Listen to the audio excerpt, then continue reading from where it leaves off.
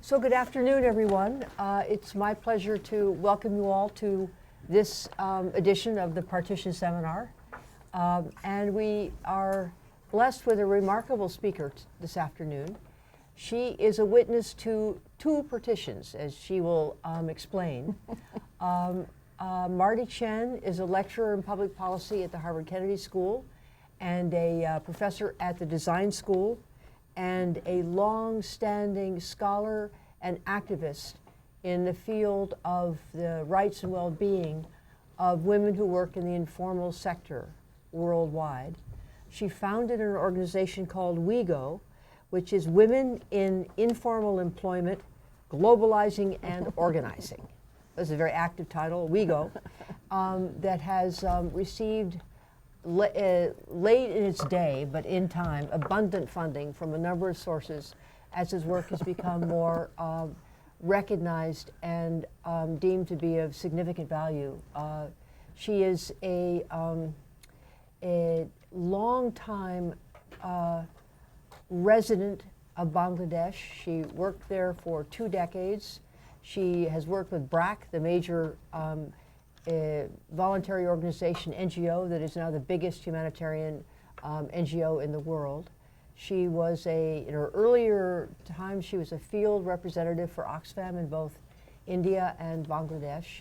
Her family has long-standing experience in the subcontinent, and it is from the perspective of her grandmother that we get the words of the first partition. And Marty was also very tiny. She's going to share a few memories from that time. And then we're going to go forward to the period of 1970-72, which in 71 witnessed the second partition, that is the partition of Pakistan, into what is now Pakistan proper and Bangladesh. And that was a syncopated set of disasters and then war that led to a very marked and abrupt rupture that is suitably called the second partition. We are going to have this filmed because there are many people around the world who are very interested in Marty's stories. Particularly her extended family is very interested in seeing this because it is their history as well. And if any of you do not want to be in the field of the film, of the video, you should rest assured that after about the 2 or 3 people here to my immediate right and left, the frame does not include you. It was my moment of stardom. Yeah, exactly. Now your next moment of stardom will come, however, in the question and answer period, because we have a mic that needs to go around for the recording, not actually for the room. And as that mic is handed to you, the camera will also turn to you. So this puts a constraint on the point that if you do not want to be filmed, you will have difficulty asking a question. Okay, but we can arrange that.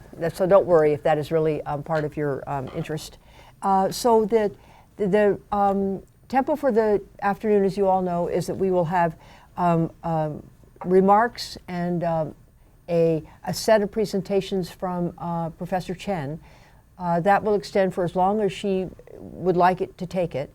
And then we will have a Q&A period, and then we will adjourn at that point, and will there be refreshments outside at that point? Okay, so that is, and we will hope, we'll go straight till 7 if there is dialogue, discussion, and argument till 7, and then we will have refreshments outside, or we'll break a little bit earlier if that seems to be the mood of the group, okay? So Marty, it is my real delight to introduce you to this group. I think most people in the room know you or know of you, but even so, I am delighted to be in this position. I'm going to move off sides, and therefore you will have the full front of the room to yourself. Please.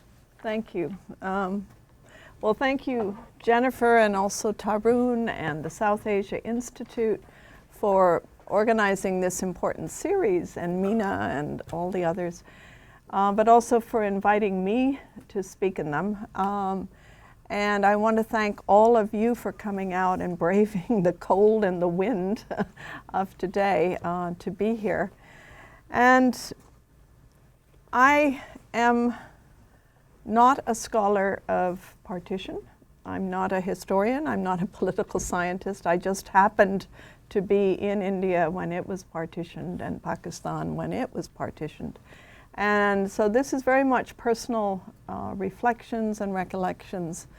For the 1947 Partition of India, as Jennifer said, I'm going to be reading excerpts from the letters that my paternal grandmother wrote from, they were in Rawalpindi, which was in India the first half of 1947 and in Pakistan the second half. And I will share a few of my recollections from that partition time when I was 3.5. So now you know my age. And then for the 1971 partition of Pakistan, I'll be drawing on the actual lived experiences of my husband Lincoln Chen, our son Greg, and myself. And I've prepared timelines of key events during those periods so that the personal recollections can be framed within the context of some key historical events. Certainly not all of them, but a few to set the stage. But first, let me just explain why I happened to be in India in 1947 and happened to be in East Pakistan in 1971. And this is because I'm a third generation member of an American family that's been in South Asia since 1916. So we marked 100 years last year. And I do want to say that there are 3 members of this extended family here today. I have my grandson, Isaiah, who's a freshman at Harvard, and behind his father, my son-in-law, Kyle, and my niece, Afshan Alter, the daughter of Tom Alter, who I will speak about a bit in the presentation. So this is just a slide to show there have been lots of us in many places for many years in South Asia. And the first 2 generations were Protestant missionaries, my paternal grandparents, and my father and his brother Bob were born and raised there and then took their brides to India to be Protestant missionaries, all of them involved in education or community development, and my parents in ecumenicism in particular. And then beginning with my generation, we had various incarnations in South Asia. We all wanted to get back some way or t'other. So I will tell you a bit about Lincoln and my story in East Pakistan and then Bangladesh.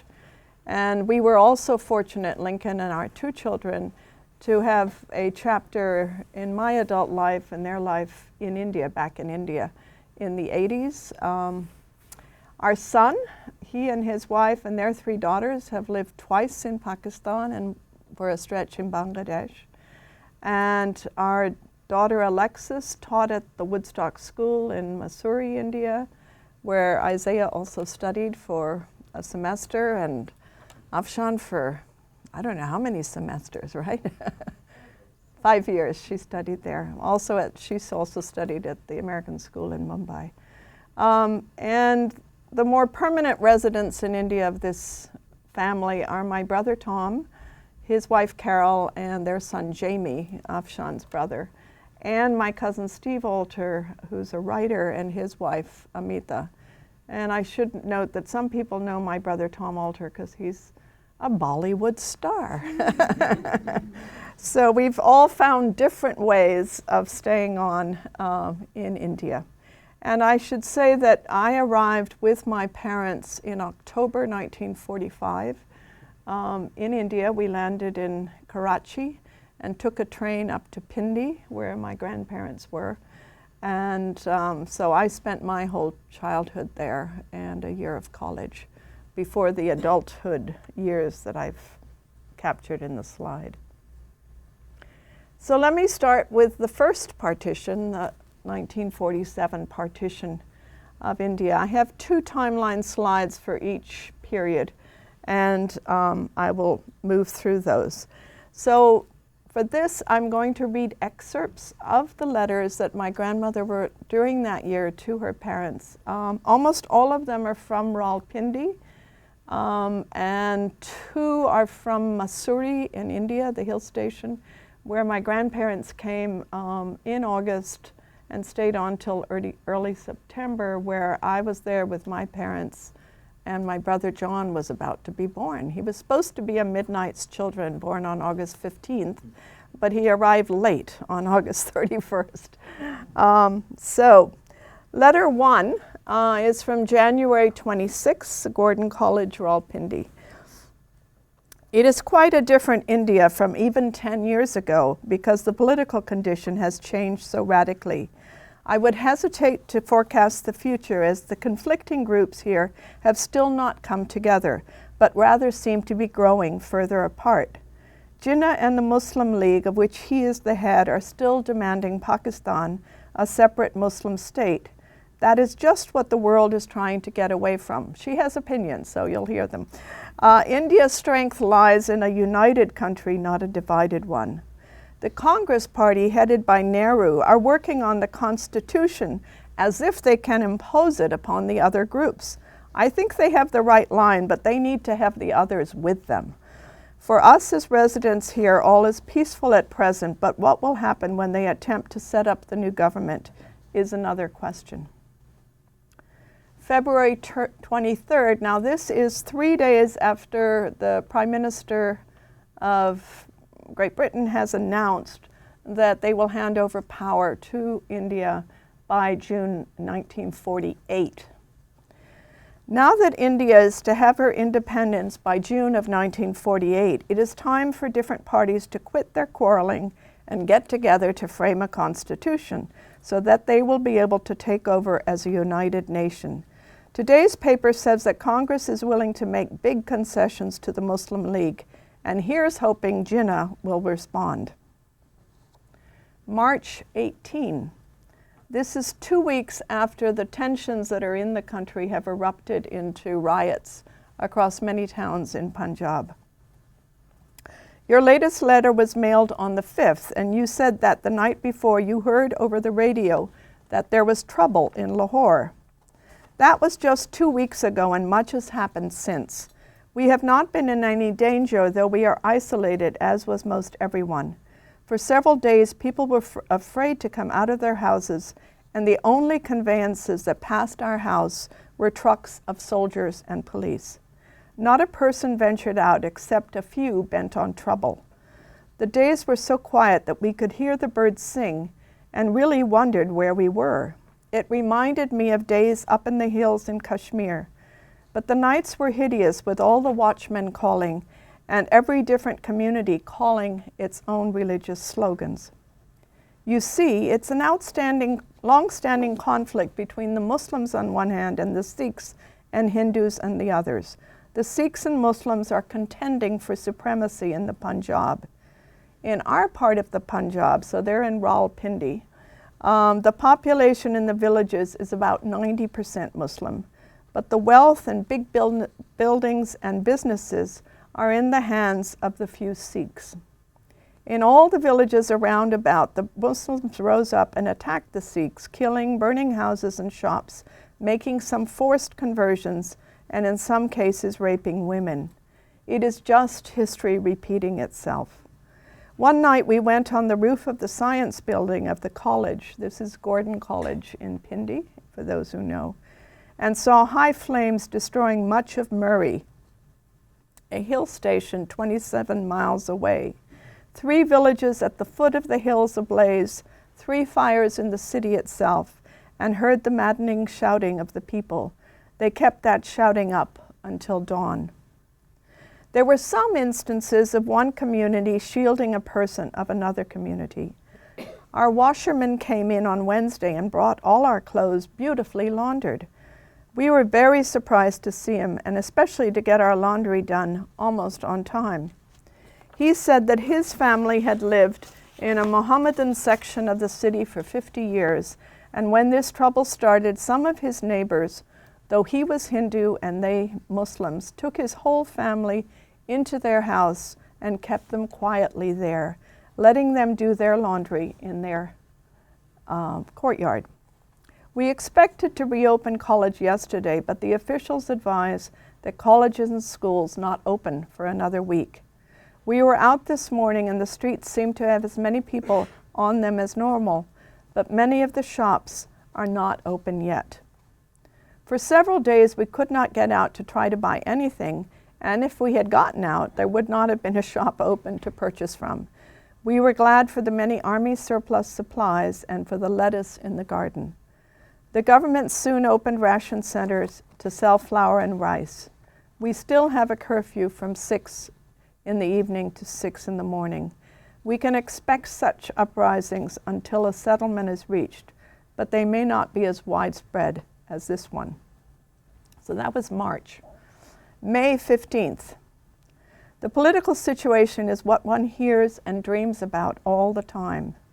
And here my grandmother first mentions their close Indian Christian friends, the Fazl Ilahis. Mrs. Fazl Ilahi's sisters are doctors, and they and the Fazl Ilahis own 3 houses in Murray, that's the hill station, and which were burned to the ground among many others. They say that every house in Murray was marked, and certain people assigned to certain houses to burn them. Of course, the Muslim-owned houses were not marked to be burned, but the Fazl Ilahi's houses were marked because he refused to join the Muslim League in the formation of a government. All the houses were set afire at approximately the same time. 3 bungalows belonging to the Presbyterian Mission were also burnt. They say 90 houses in all were destroyed. June 7th. Now this is, still on this slide. This is 4 days after Mountbatten presents the partition plans. And I must say, I hadn't quite realized that Mountbatten only arrived on the scene in early 47. I sort of thought of him as being around for a longer time. But he arrived just to do the deed, and he wanted to get it done because he wanted to become, Broad told me what he wanted to become, the first Sea Lord back in England. So he was in a hurry to get this job done. Anyway, so Mountbatten announced the new partition plan on the 3rd of June, and this letter is written June 7th. I suppose you have read of the plan proposed by the Viceroy for implementing the speedy transfer of power to Indians. We all listened to the speeches over the radio Tuesday night and were very much impressed by the Viceroy and Nehru too. It was a great inspiration to hear them all, especially Nehru. It seems to be a plan accepted by all, though not what they want exactly. It was feared that there might be more trouble this week, but thus far there has been none except in Lahore and Amritsar, and not much there. The new capital of Pakistan is to be out on the road between here and Murray, the hill station. We are in the very center of it. 2 peace committees have been formed here in Pindi, one in the cantonment and one in the city. They have a loudspeaker on a bus and go all around the area and give addresses advising the different communities to live peaceably with one another. In each bus there are several representatives from each different community. Mr. Fazl Ilahi is the one Indian Christian in the City Peace Committee. We all feel that it is doing a very good piece of work. Pakistan will be hard hit economically, as the Muslims up here are not the merchants, and the Sikhs and Hindus who are all leaving. They are selling out to Muslims who do not know how to conduct business. This is again her judgment coming through, but I think it's got some facts to it. They will no doubt learn in time. There was a large consignment of cloth for the Punjab in Bombay, and there were no merchants willing to take any of it because so many of the shops have burned. That was 4 weeks ago, and no one has taken the cloth yet. In the meantime, ration cloth, 9 yards per person per year, is very scarce and difficult to get. I marvel that people have managed to be clothed at all. Non-ration cloth is very expensive. June 17th. I think There are a couple before the next big key event. Troubles have quieted down here in Pindi, though they are worse in Lahore and Amritsar and Gujranwala. Until the whole political question is settled, there is bound to be communal unrest. The people are still very much disturbed and in fear of what may happen to them. There are 2 peace committees. This is a bit of a repeat, like I said. And next, June 25th, again, she talks about cloth being very scarce. And then she observes, it looks as though Jim and Bob, that's Jim is my father, Bob is his brother, will not be in the same country as us. So our family is destined to be divided by partition. I'm not sure how letters will be addressed, but it is possible that in the not too distant future, you will be addressing us in Pakistan. Don't begin doing so until you get instructions, though. On the 15th of August, Pakistan will have dominion status on a par with Canada. Nehru insists that India will be the name for the rest of this peninsula. Jinnah wants it called Hindustan, but Nehru is holding out. He insists that Pakistan will be composed of seceded portions of India, while Jinnah says India is being partitioned.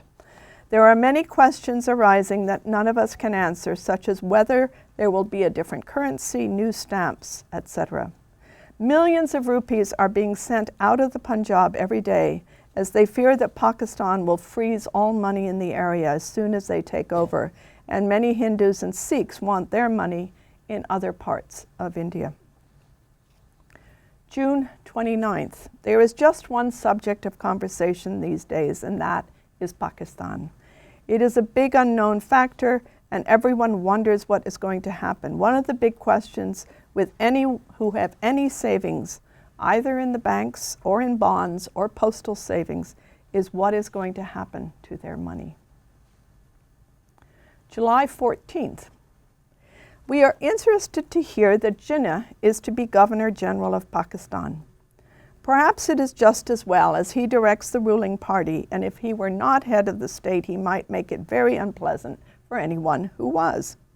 Now that the responsibility is on his shoulders, it will be up to him to show what he can do. So I don't, she didn't have a particularly high regard for Jinnah. What can I say?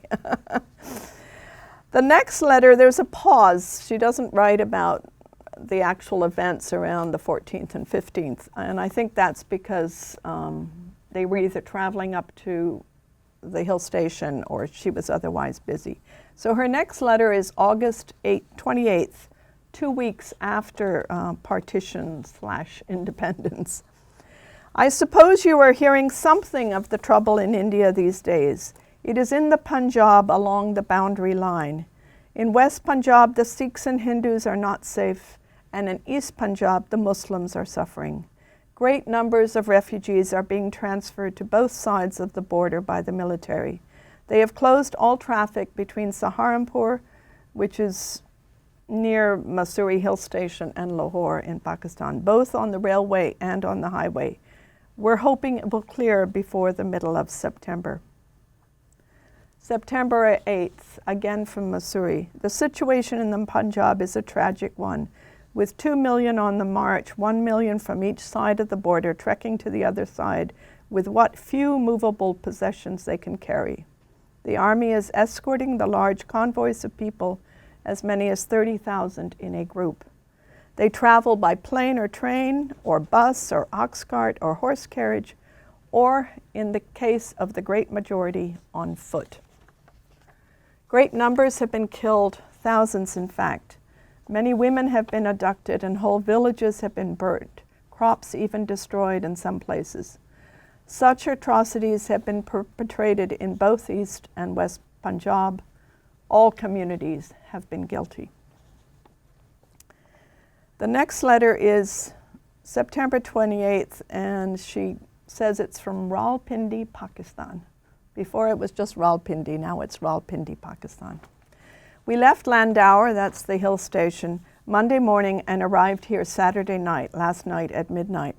I shall someday write this all for you, but for the present, suffice it to say that it was a week full of events, of hourly changing of plans in one way or another, of living in a third-class compartment from Tuesday morning until last night, of sleeping on the station platform Monday night. Because they considered the road unsafe, the bus company would not drive us to Saharanpur, but took us to the train in Dehradun. That made us too late from the promised reservations in Saharanpur. Almost every plan we had was changed several times, but we give thanks that we came through safely. We saw thousands trekking along the road in convoys. They were poor, hungry, wet, and cold. We saw other thousands hanging onto trains, riding on the top, in boxcars and in cattle cars. We never felt that we were in immediate danger, though others had been murdered in the same place only a few days before. Emmett, that's my grandfather, stopped in Lahore to see what can be done about mail to be started through the consul, and also see about relief work. It took us 24 hours to come from Lahore, and the normal time is 7. It poured and rained most of the time, and our compartment leaked at every window and door and from the roof. There was water standing in our compartment for part of the time, and we had wet feet for 3 days. In spite of that, we had no sickness, and everyone kept up a cheerful spirit. There were 71 of us in 4 compartments. October 12th. They are still on the march, while some are traveling by train and some by plane. Others are being taken by motor vehicles. Pindi has suffered heavily, for so many of the merchants and tradespeople were Sikhs and Hindus. Many of the shops are closed, while others have been taken over by Muslims. She concludes this October 12th letter, the last from 47, which actually references partition, with the following observation. It is a tremendous upheaval which will be felt for years to come. So my recollections, so I was 3.5, but I do have recollections, and I'm not always sure whether they were filtered through all the telling by others. But the 2 I think I remember directly were standing with my grandparents at Kennedy Lodge in the Landauer Cantonment, watching the mosque on the opposite hill burning. And I remember riding in an armored jeep with my parents and newborn brother John down to Dehradun, which was the railhead, in early October to catch a train. And another memory, which I'm really not sure is mine or it just was filtered, was of my parents and grandparents listening to Nehru deliver his Tryst with Destiny speech on a very crackly radio at midnight of October 14th, 15th. So that's the recollections from 1947. Should we just move forward and do the others too? Or do people have burning questions? As you wish. I think let me just do the other and then we can open it up, because, I mean, these are personal recollections, not points of clarification, I don't think particularly, other than to say, yes, my grandmother is opinionated, and she liked Nehru, and she wasn't sure about Jinnah. And she was writing to whom? Her parents back in Ohio. She wrote letters every week, which were kept, and my beloved Uncle Bob and Aunt Ellen transcribed all of them. So we have an very thick edited volume, and they indexed it so you can look up anything you want or any person, or it's a real gift to the family. And I think the volume is in some libraries as well. She was very observant. I have a question. Was she a teacher? She's obviously very, very well educated and a very good writer. What did she do during those years? She ran a girls' school in Pindi, right? Mm-hmm. And up in Murray, she was quite a professional, and despite being a missionary's wife, she had a presence to her. So she, up in Murray, they asked her to run the guest house in the summer months because she had a way of organizing and she had a good cook and all of that. And one of the stories is that my grandfather was asked to be the principal of Woodstock, but the reason they asked him is they really wanted her there, right? And it was that era when, so I like to think, you know, she was very capable. Yeah. She was very capable and wonderfully observant. These letters, there's some real power to them. Mm-hmm. There's some real power. And it was no danger for them being Christian? No, I left a lot of that out, but she said they never felt as foreigners and as Christians as well. That's what she always, it was as foreigners and Christians. They never felt danger. She never felt in danger. She never talks about that. Yeah, so. Because those parties that this one film, Yes, of course, yeah, they are, yeah. But they, I mean, these were white people, a little like me, right? And Afshan. Oh, okay, no more questions. Let me just do 70, 71, and then we'll open it up. Is that all right? Mm-hmm. Okay, so again, I have 2 slides with timelines so you can situate what I'm going to say within some of the key events. And the story is that Lincoln and I arrived in Dhaka, East Pakistan, in July of 1970. And the reason was that it was Vietnam War. All newly trained doctors had to do public health service. And if you qualified, you could go to the National Institutes of Health, which is where Lincoln was posted. But I heard at a dinner party in Boston that there was an affiliate institute to the National NIH in Dhaka, East Pakistan, called CETO Cholera Research Lab, where Richard Cash, at the end of the table, had been. And we, in fact, inherited his house because he left as we arrived. So I just, having grown up in India, I wanted to go home to South Asia. So going to Dhaka, East Pakistan was great. And so we ended up there. And little did we know, our son Greg was 10 months, we were in our mid-20s, little did we know that we were going to be not only witness to, but become actively involved in 2 major human tragedies and dramas in East Pakistan that year. And the first was the very large cyclone and tidal wave in November of 1970, and then there was the genocide and civil war of 1971. So we were caught up in that, and it changed our lives. So we had arrived in July. On November 12th of 1970, this very large cyclone hit East Pakistan and West Bengal. It is arguably the deadliest tropical cyclone of all times. Anywhere from 300,000 to 500,000 people lost their lives.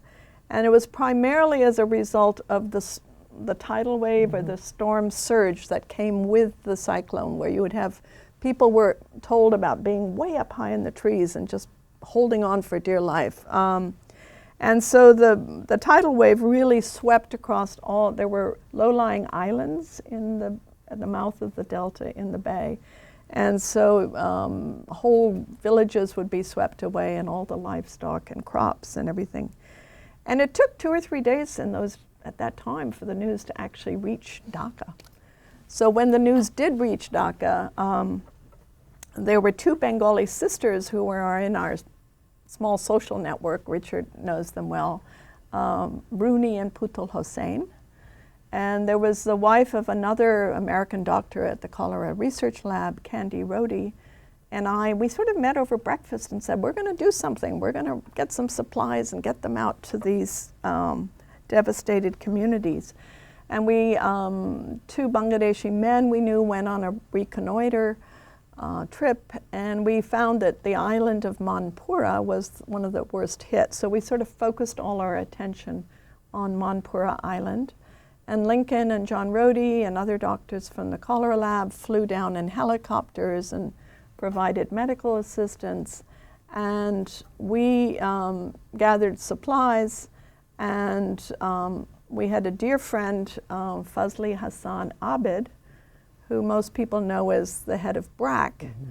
At that time, he was the Shell Oil Company executive, and he lived in Chittagong, the port town.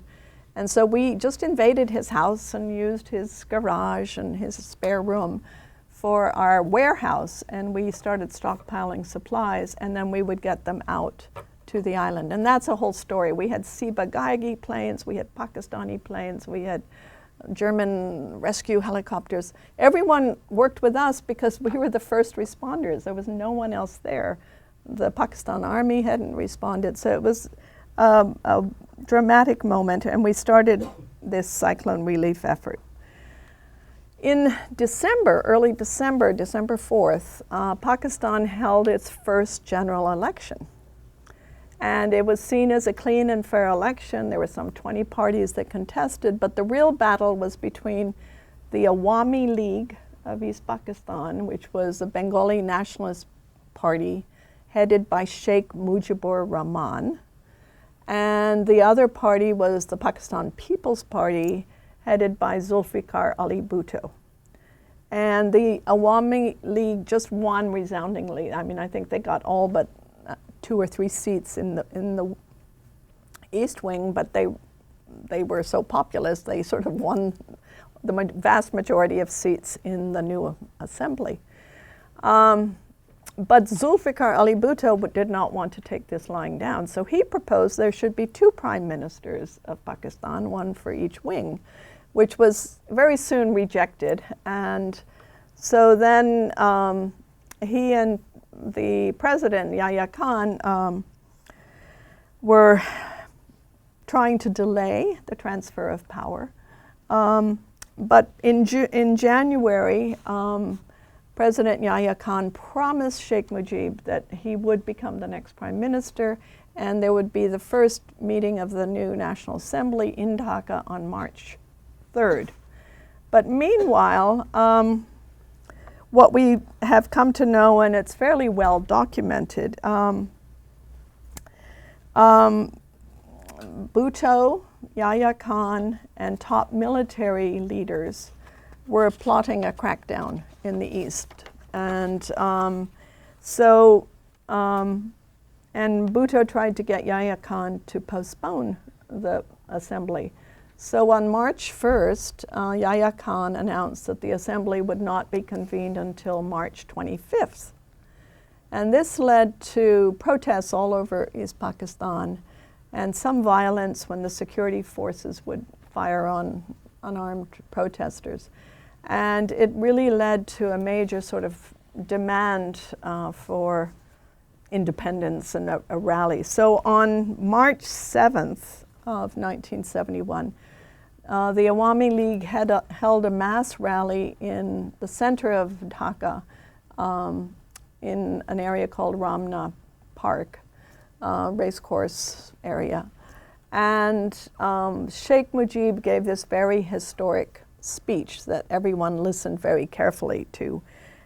So he opened the speech with an invocation to, quote, the people of Bangladesh, unquote.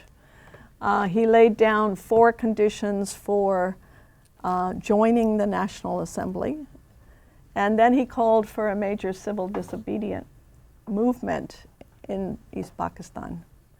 And he concluded with the soon famous lines, and I'm going to butcher the Bengali, but I'm going to try.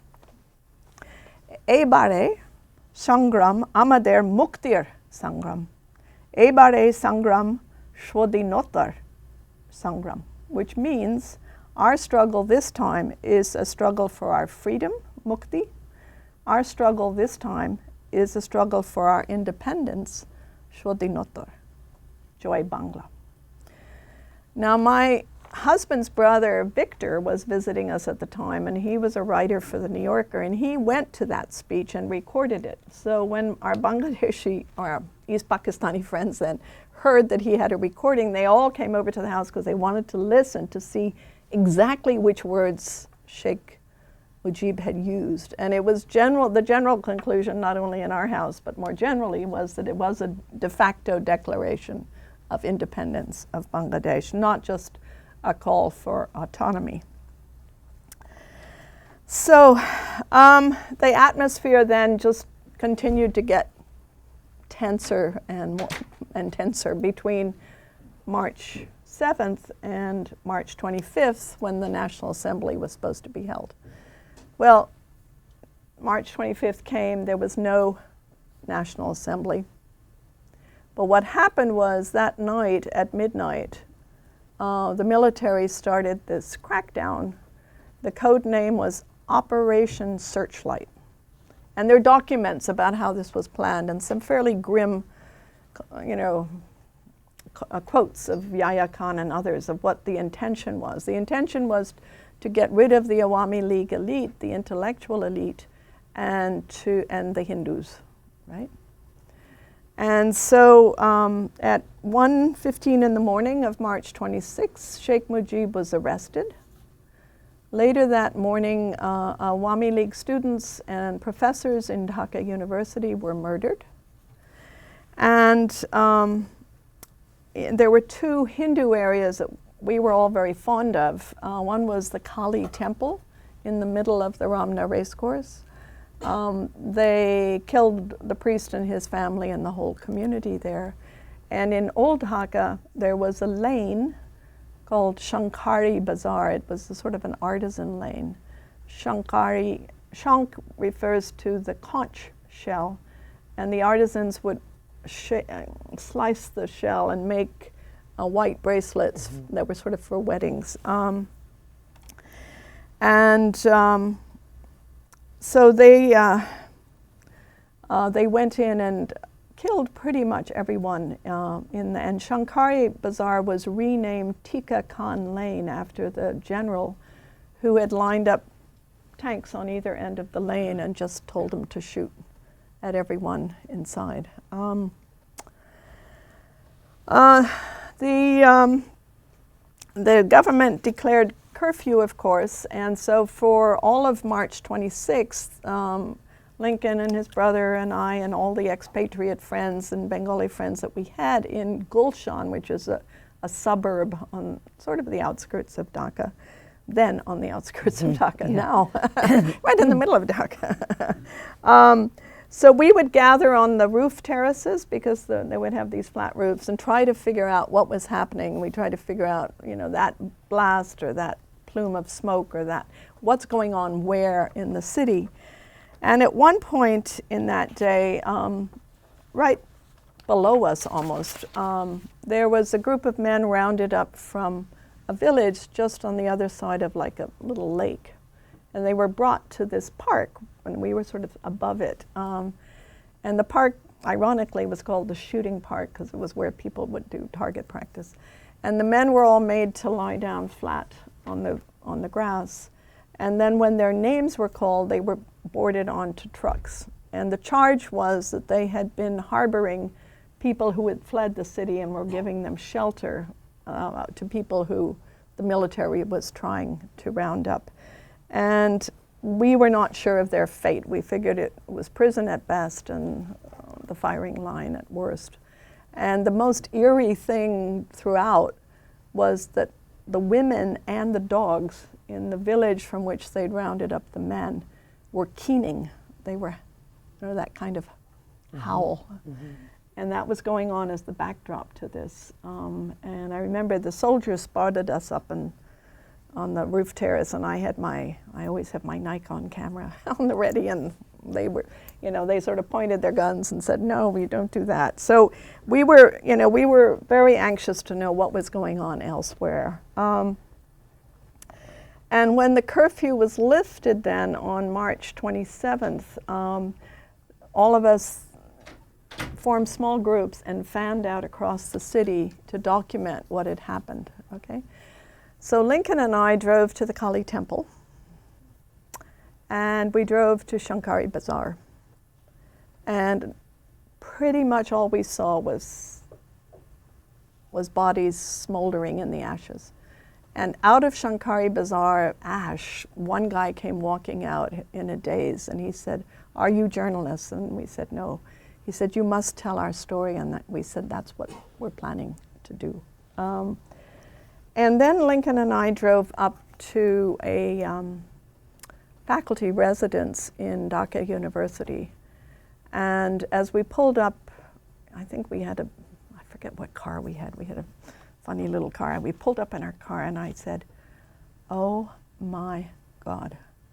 Because what was on the front steps and all the way up the stairwell was a thick stream of caked blood. And they had murdered faculty who had come out trying to keep their families all right inside, and then left, and the families hadn't felt secure enough to go recover the bodies right away. So that was what we were witness to.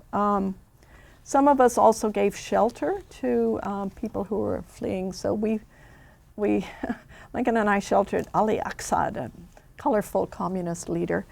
And we know that our friend Fazli Hassan Abid was summoned to West Pakistan by the Shell Oil Company, and he feared for his life, so he escaped overland to Afghanistan and then into Great Britain. Now, one person on the scene was Archer K. Blood, the U.S. consul, and he was supportive of the cause of East Pakistan. And he encouraged us to document what we had seen, and that he would help us file a white paper in the congressional record to document all this. And we knew and liked Archer Blood a lot. His wife, Margaret, had helped us early on in the relief work. She'd commandeered the U.S. ambassador's plane to help us transport supplies from Dhaka to Chittagong. So they were good folks. And on March 31st, Archer Blood ordered the evacuation of official Americans. Now, we were official Americans because Lincoln was in the public health service. And he wanted us to tell the story of what we had seen and heard. And he went on to personally expose the use of U.S. arms and ammunitions by the Pak Army in the Civil War.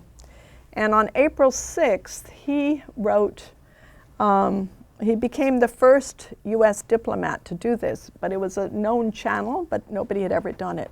It's called a dissent cable. Mm-hmm. And he wrote a dissent cable to the U.S. Secretary of State. I don't remember who it was. Oh, it was Kissinger, of course. To condemn the fact that their ally was using U.S. weapons in a genocide and civil war. And in so doing, he was defying Nixon and Kissinger's tilt towards Pakistan, right? So his dissent cable cost Archer Blood a career as a U.S. ambassador. And I really would recommend, there's a book by a Princeton scholar. I think he's a professor of politics. It's called The Blood Telegram, Nixon, Kissinger, and a Forgotten Genocide. And George Packer, the well-known journalist, wrote in a review of the Blood Telegram, quote, "Gary Bass has excavated a great tragedy, one that's been forgotten by Americans but is seared into the memory of South Asians. His talents as a scholar, writer, and foreign policy analyst are on full display in this brilliant work of narrative history. Nixon and Kissinger come damningly alive on the pages of a book that shows, like nothing else I've read, the folly that goes by the name of realism, the realpolitik." So instead of being evacuated to Bangkok, where we could tell our story as Archer Blood had requested, we were evacuated to Karachi, West Pakistan. As our evacuation plane sort of lifted off the tarmac at Dhaka airport, many of us waved our green Bangladeshi flags that we had sort of smuggled on board. And when we reached Karachi, it was the middle of the night. U.S. Embassy doctors and nurses were there to receive us. And they were there to tell us that things were not as bad as we thought, and to advise us to take the tranquilizers that they gave to us, right?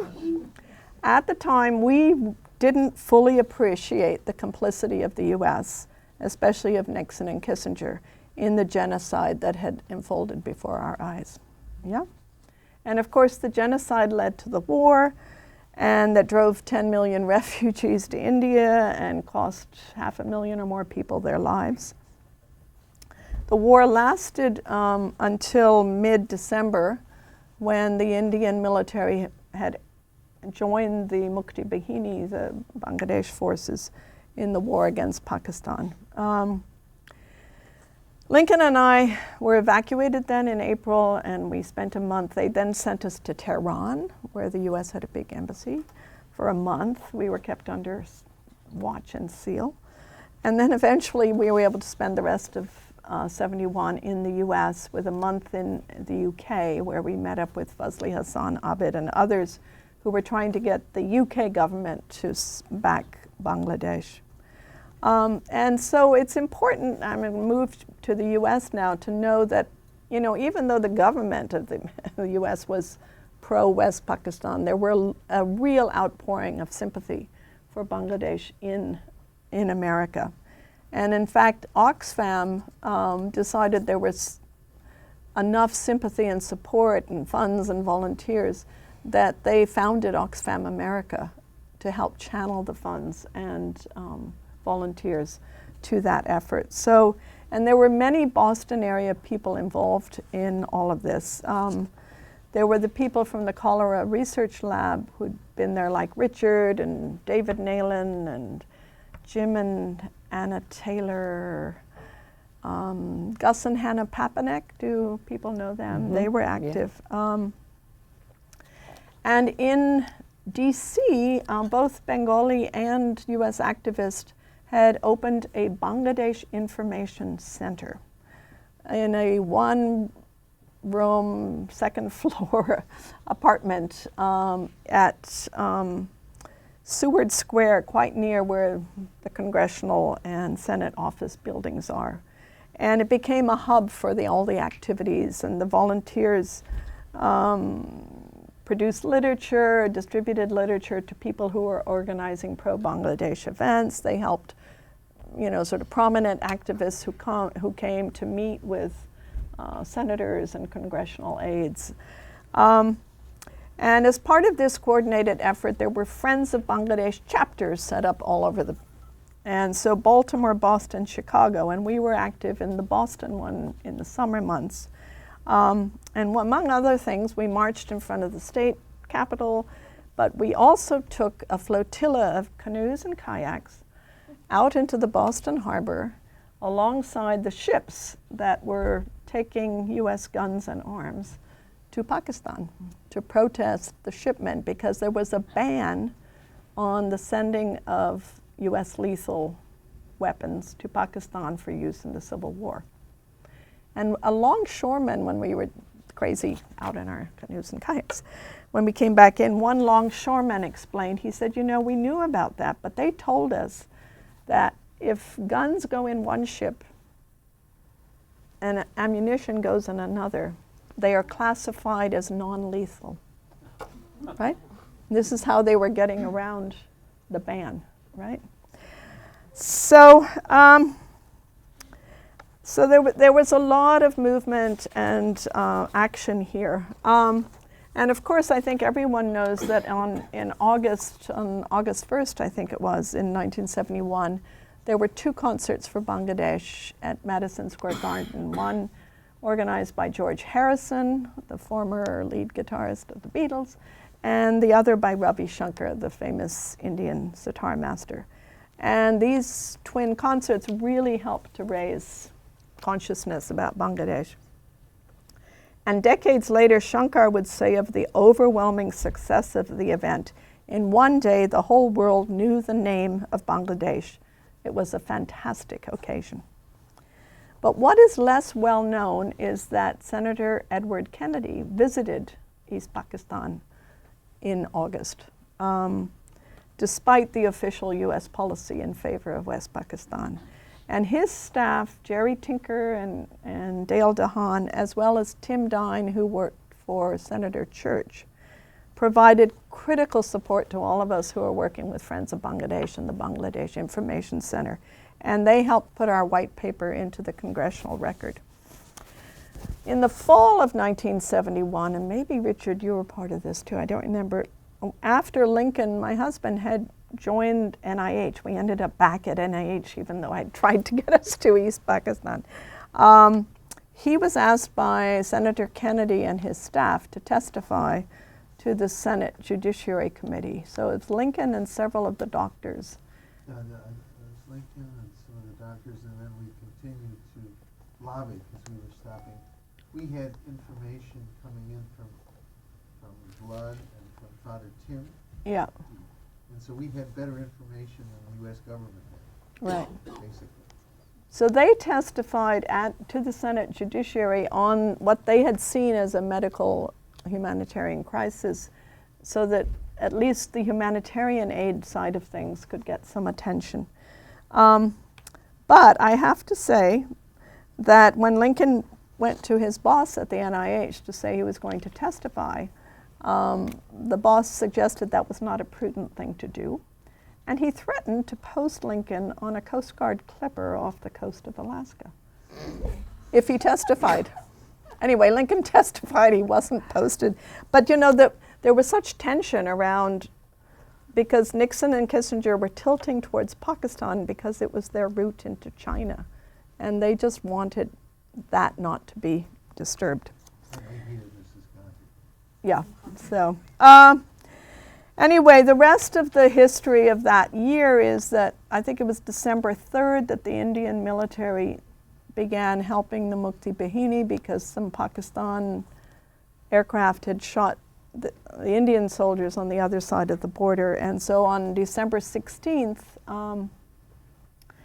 the Bangladesh was liberated. The Pakistan army was defeated. But Sheikh Mujib was in Pakistan in a jail. And he wasn't released from jail until January 10th, almost a month later. Lincoln and I happened to be in New Delhi visiting my parents, and I heard that Sheikh Mujib's plane was going to stop in Delhi, so I went out really early in the morning, in a gloomy winter morning, and stood there with a clutch of Bangladeshis for his plane to land. And Mrs. Gandhi was there, the Prime Minister and the President Giri. And all I can remember is him coming out onto the sort of stairwell of the plane, looking very gaunt and worn in a very oversized black winter coat and sort of waving to all of us. And we sang Amar Shonar Bangla, and I wept. And you know, there was such emotions. And he went home that day to Dhaka, you know, to a hero's welcome, because he was the father of Bangladesh. And the sequel is that the U.S. government didn't recognize Bangladesh for a while either. So we had to keep the pressure up. And in March of '72, we held a Bangladesh evening, I think, at either George Washington or Georgetown University in D.C., with an exhibition of craft and a musical and all of that. And it was only on April 4th, 1972, that the U.S. government finally recognized Bangladesh. So that's the history, and I'll just conclude with two sets of thoughts. One is on the broader political narratives. These are the things that came out to me in sort of putting all this together. One is the folly of empire and the folly of the realpolitik. I mean, they rupture these existing states and societies, and they force violent formations of new states and societies. And the repercussions are still being felt. Now, I mean, the other counterfactual is what would have happened anyway without that. But the second is that there was a government failure to respond to disasters before both events. There was the 1943-44 famine in India, and as well as the 1970. And this failure of government to respond sort of reinforced feelings of neglect and emboldened the call for independence. I was also struck that how these leaders were defining national identity. So Jinnah, it was religion, although he was, as I know it, he ate pork, he smoked cigars, you know, he was a very dapper, he wasn't very Muslim in his habits, but religion was the card that he was playing. Gandhi and Nehru were playing secularism. Sheikh Mujib, the whole Bengali nationalist movement had been around the Bengali language movement because Pakistan wanted to impose Urdu, And Bengalis, if nothing else, they love their language, right? And now we have religion again in Modi, right? So different ways of defining national identity. And I was very struck that you have freedom struggles leading to independence, but the shadow is that it's also partitions, and the partitions have such long-lasting consequences. And the ones that we know about, Jennifer, of course, is studying the humanitarian crises, but it was further polarization of Muslims and Hindus. I mean, it didn't start with the partitions, but it was a further, and cultural loss. I mean, people that I've known from every which side of the border, Pakistan, India, Bangladesh, they mourn their beloved cities. I mean, the cities are like huge icons in their memory, whether it's Calcutta or Delhi or Lahore, that you can't get back to. Identity crises. I mean, I have lots of friends in Pakistan. They just don't know when their history starts. You know, they don't. It's hard. It's hard being a new nation.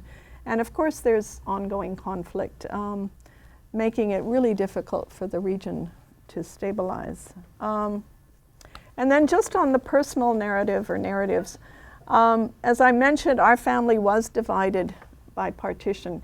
But you know, we were foreigners, so the borders remained very porous for us. We came and went. I visited my grandparents in '49.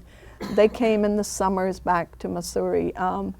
So we didn't have that, you know, firm border. But we were also insider-outsiders. So I think we experienced the fact that all these three countries share heritage and culture. I mean, the shared culture and heritage, I think, is so much stronger than what they think divides them. And yet we have also felt all the suspicion and intolerance across. And I will say the partition of India and Pakistan is seared in our consciousness as a family. I don't know if Afshan and Isaiah would agree, and Kyle, and I just wanted to share two examples. My brother Tom Alter, he was born after 1947, but he plays repeatedly in a play, Maulana Azad, in a one-person play in Urdu based on Azad's diary. And Azad was a Muslim leader who lamented partition. He didn't want partition to happen. He stayed in India and became the first education minister of independent India. And my brother's got a festival of all his plays and readings and all in Mumbai right now. And a lot of the themes are about intercultural, interreligious harmony, secularism, you know. It's a leitmotif in my brother's work. And my cousin Steve Alter, also born after 1947, made a trip by road and train from India to Pakistan in 1997, the 50th anniversary of partition, to explore the impact of partition on people's lives and identity on either side of the border. And his book is called Amritsar to Lahore. Now, Amritsar and Lahore are just either side of the border, so it's not a great distance, but it's a great distance it's not a great geographical distance. A journey across the India-Pakistan border. And what he writes in conclusion is that during the course of my journey, many of the people I met in Pakistan and India expressed a curious combination of affection, indifference, and animosity toward their neighbors across the border. The border divides them, but it is also a seam that joins the fabric of their cultures. Thank you.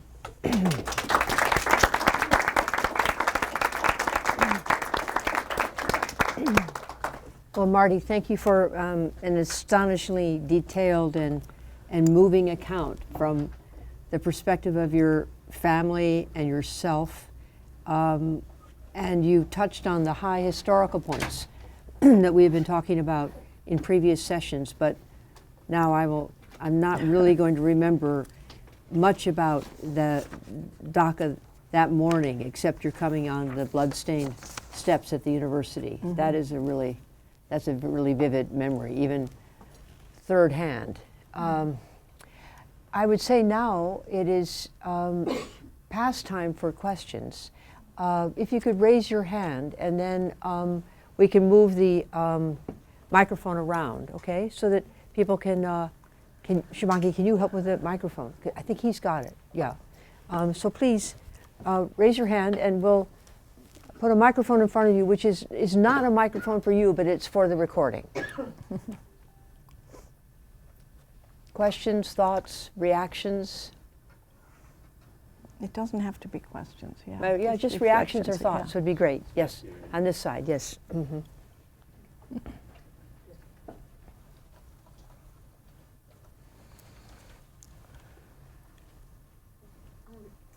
The story of both eras involved millions of people migrating to the other part of the partition. So what was there? How did they know what was there? How do they know what when they get there? And how was there prepared for them? Mm-hmm.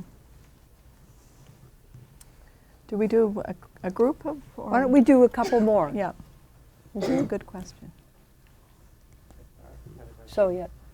And introduce yourselves, please, yeah. My name is Nabil Khan. I'm working on the Partition project with Dr. Leaning. More has been written on sort of the long-term cultural impacts of the 1947 partition, but I was wondering if you could talk a bit to how 1971 and Bangladesh's independence reconfigured or not, in particular Bangladesh's relationship to both India and Pakistan, and sort of what are the long-term implications. Because in some ways, I mean, it's a partition, but geographically, these places were already separated linguistically in a way that, you know, in 1947, like, territory was torn apart, but over here, you sort of already have this sort of natural partition. So I'm sort of curious, culturally, what are the effects and impact on relationships between Bengalis and Pakistanis and Indians sort of today? Mm-hmm. How about one more? Yes, sir. Here.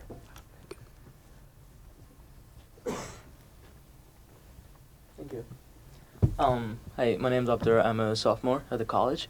I was just wondering, in the years past, and I would love to hear the thoughts of the people in this room or yours about how is the events of the partitions, either or both, portrayed in the time since. So it could be something like, how have you guys been told about it? I know that my narrative growing up in Pakistan was pretty, it's not stressed upon, is the way I would put it. Maybe perhaps since you keep going back and your family is still very present in the continent, how, when you speak to the teenagers today about the events, how does their narrative compare to the one you had when you were there? So I'd love to hear about that. That's a question for history, isn't it? How does the next two generations learn? I think you have a mic. I have a mic, yeah, Yeah. so I'm okay. Sorry, I didn't get your name, so. Oh, Adrian. Hi, okay. Well, I think it's a very important, you know, where was the there and who was there to receive them. I think the people did not know where they were going. They just knew where they had to flee, right? And they did not really know where they were going or what was going to be their reception where they were going. It was just an absolute need to flee. Now, in the case of the 71, the direction was pretty much all in one direction. It was 10 million refugees from East Pakistan into India. And the Indian government had to figure out how to deal with that and set up refugee camps. In the case of the 47, there were sort of equal numbers moving in opposite directions, right? And not right away, but fairly soon, the government also had to set up in both sides relief camps. They had to then plan townships where these people could live. They had to work out land allocation, but it all came after the fact, right? There wasn't any real preparation for it because in the case of 47, the transfer of power was again, to use the Indian word, preponed by 10 months. And what's his name, Cyril Radcliffe, was given 40 days to demarcate the borders between West Pakistan and India, and between India and East Pakistan. And he was just a British judge who didn't know India. So there were no real preparations, right? But it became the responsibility soon of government to have to respond. So there were relief camps in West Bengal. The charities pushed in. I was with Oxfam, so I know that Oxfam did a lot of work, both in East Pakistan and with the refugees in West Bengal. But it was everyone scrambling to deal with the crisis. There was nothing planned in the there. There would have had to be transport of materials to build new places, new accommodations. Yeah, but that would have all come after the fact by the people who are used to dealing with disasters, who were used to dealing with crises. And the military would have been involved. But there was no real pre-planning for this mass exodus. The long-term links between, I think for Bangladesh, the real links are with West Bengal, right? Because of the culture, the language, Calcutta being the sort of the fond city of their imagination. With Pakistan, I think the residual lingering problem is what was called the Biharis, right? Which were not just people from Bihar, but they were Urdu-speaking people in East Pakistan, and they were shepherded into camps, and then, and so that becomes a lingering, festering problem, I think, even until today. And the cultural ties, Bangladesh now hosts a really vibrant literary festival every year and but it's most likely going to be Bengali music and Bengali poetry. It's not going to be Urdu poetry as much. Now, I could be advised that there's lots of Urdu poetry there, but my hunch is there's not.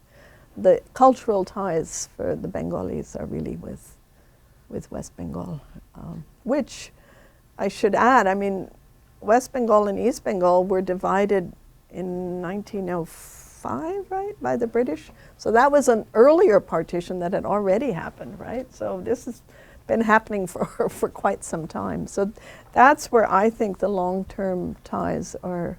And I'm really happy that Bengali literature and the culture and what, of course, what we're dealing also in Bangladesh now is a variation of Islam and terrorism that wasn't there when we lived there. But those ties, I think, are more, Richard, you might know better too, it's more with Saudi Arabia, and it's not coming from Pakistan as much, I don't think. I think the link with, first of all, I think when Pakistan lost East Pakistan, there weren't many people who shed a tear. There was no, as you point out, no cultural identity. East Pakistan was a colonial. Wait for the mic, Richard, if you could. Sorry. Yeah. Yeah, I mean, it was an illogical country. Right. You have East Pakistan and West Pakistan divided by India. Exactly. It never made any sense. I'm Richard Cash with Harvard University, but I've read I read a comment by a general who was, and it was more of a loss of honor than that something had been torn out of them, that they suffered because of the loss of East Pakistan. When we lived there, East Pakistan was a colony, frankly, to the west. You could be convicted of smuggling gold from East Pakistan to West Pakistan.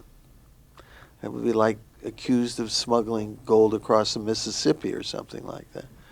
So I think there is some nostalgia, but by and large, I think you're right. I think you're right. I should also say that, on the west side, I met a very distinguished older military general who went on to become an ambassador to 2 or 3 countries from Pakistan.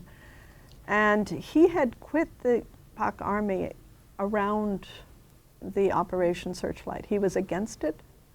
He said it was, on moral grounds, but also he said it would divide the country. So I think we should also say that not all, even all Pakistan military were not all for Operation Searchlight. I really think it was Bhutto and Yahya Yes. Khan.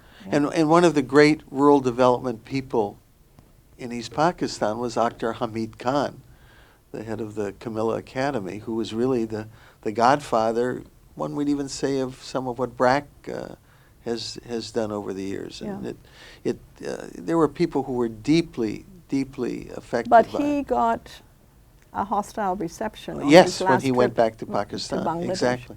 Yeah. Exactly. Even though he had done his whole service as an Indian administrative officer in the East Wing, set up something called the Communal Academy, which was sort of the fountainhead of community development in that region.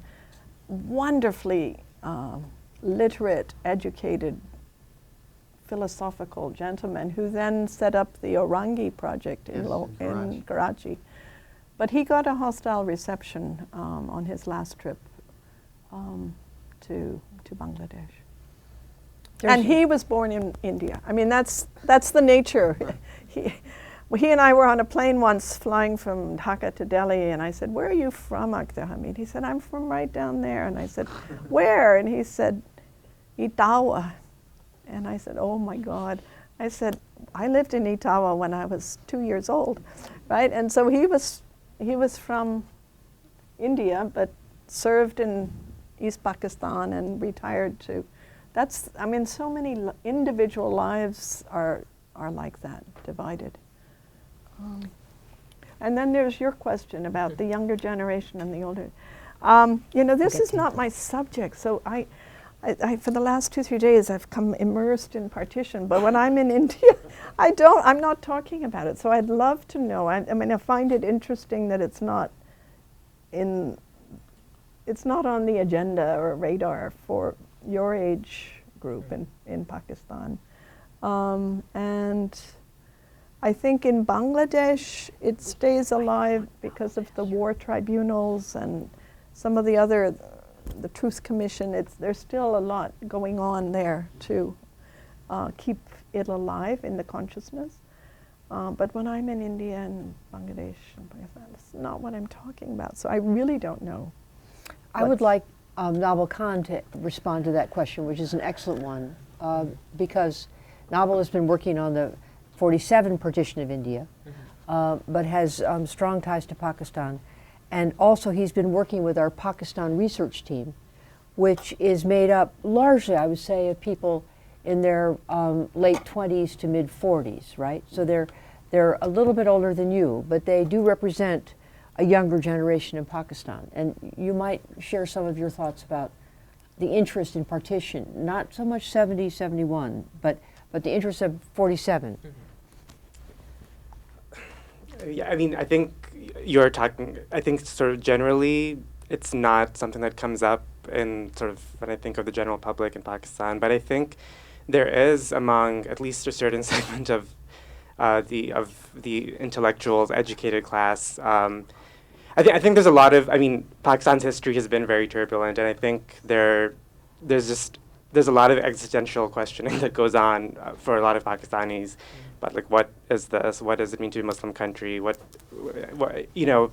it's West Pakistan, but it's, but there's tension between the different provinces within West Pakistan. So there's just a lot of sort of tensions from outside, from within, and I think there is an interest in looking at partition, mostly in 1947, but maybe to some extent, at least when I talk to people, even 71, as sort of just further raising questions about what is this experimental, very vague but very real project of Pakistan. So I think it does touch upon, even though it's old history and I think some divides have solidified, I think there is a yearning to to find peace, and not just sort of across borders, but sort of internally, sort of come to peace with the country's identity. Yeah. Thank you. There's a hand over here and then a hand here. Maybe we could take both of those and then, so Shivangi, could you, and we'll take those two questions? Sure. And see where we are.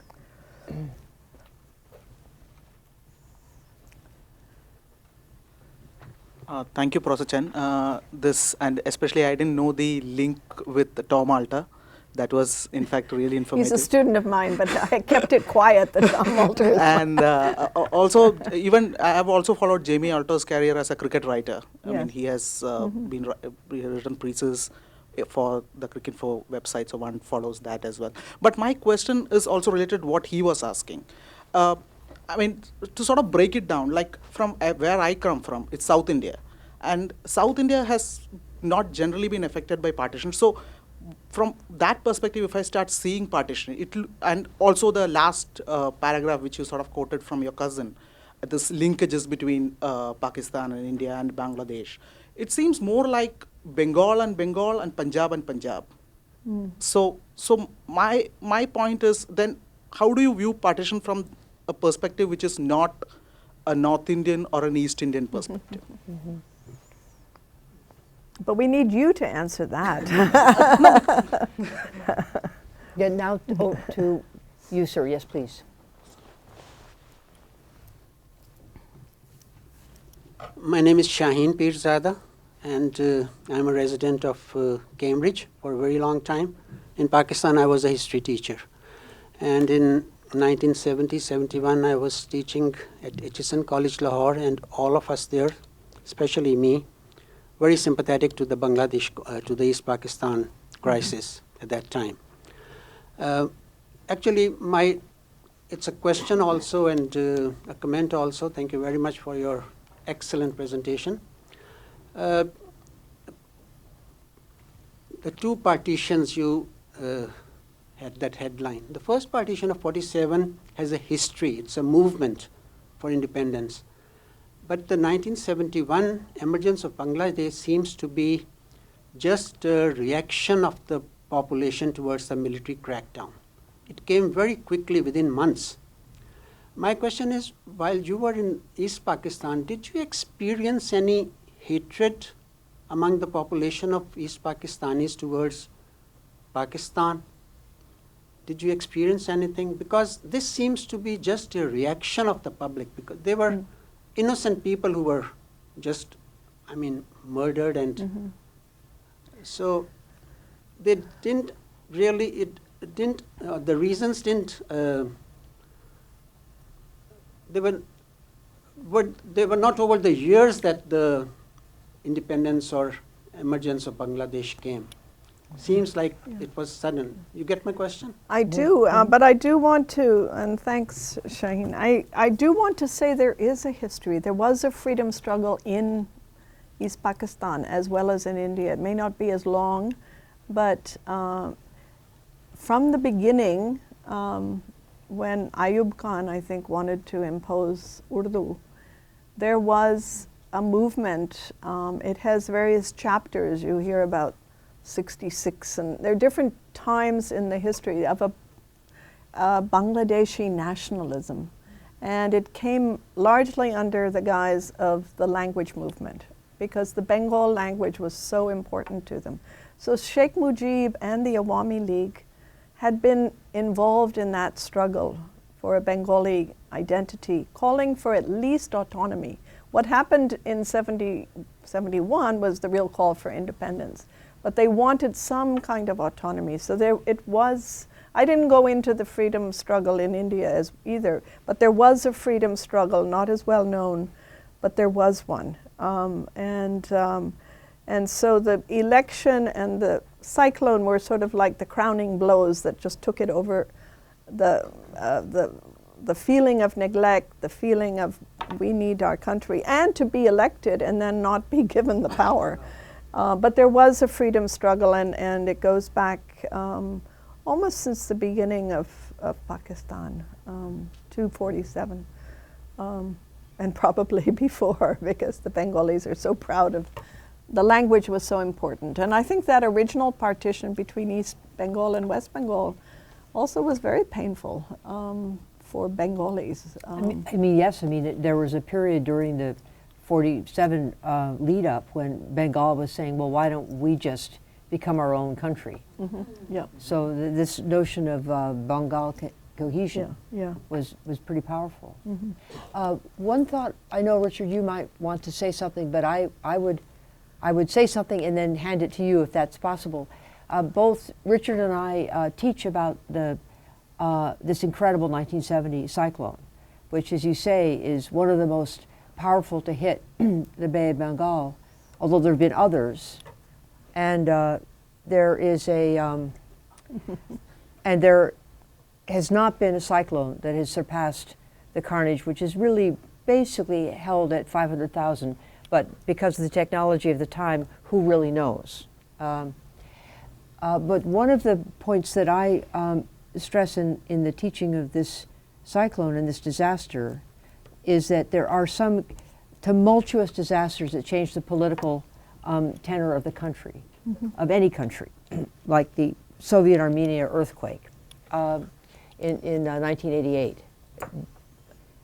I won't go into that story, but this one was so poorly attended to by West Pakistan. It took West Pakistan 10 days before they sent any aid.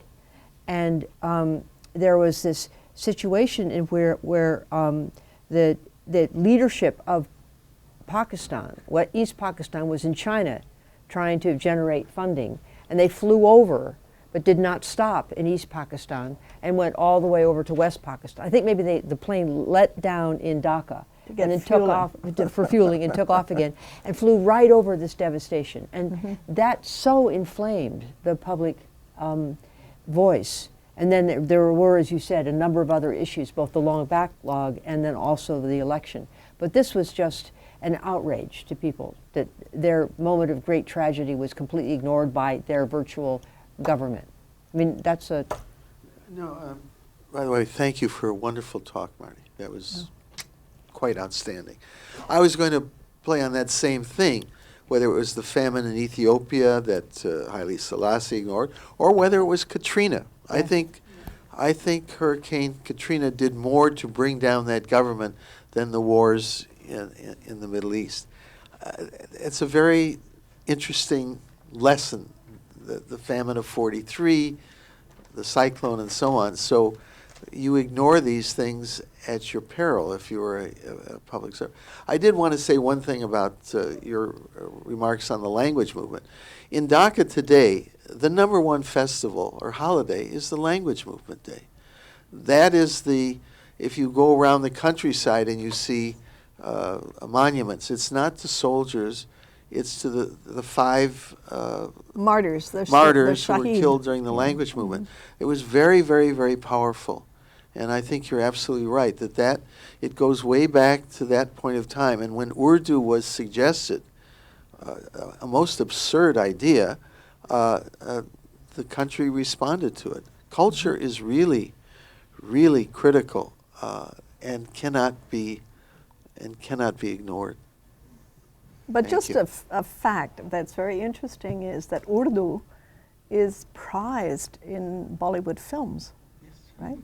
And so my brother Tom, who was he spoke very good Hindi, but he studied Urdu with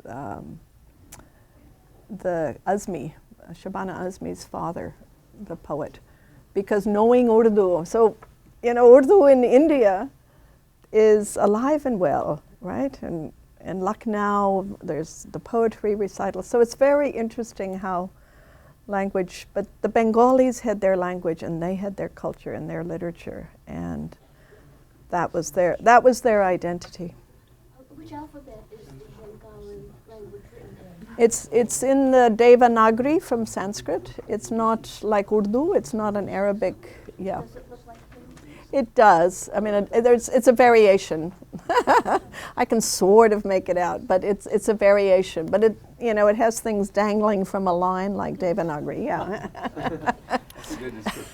So That's how I see it. You have a line. So and then Tarun, would you like to comment or help close this? Because I don't see other. Oh yes, I apologize. I don't see other hands up, and I think I didn't answer Anand's, but Anand, I can't because I don't speak any language in the South. I'm fine across the whole belt that got but could I just affected, interrupt but for 1 second as the mic goes? You could give it to him because I have a mic.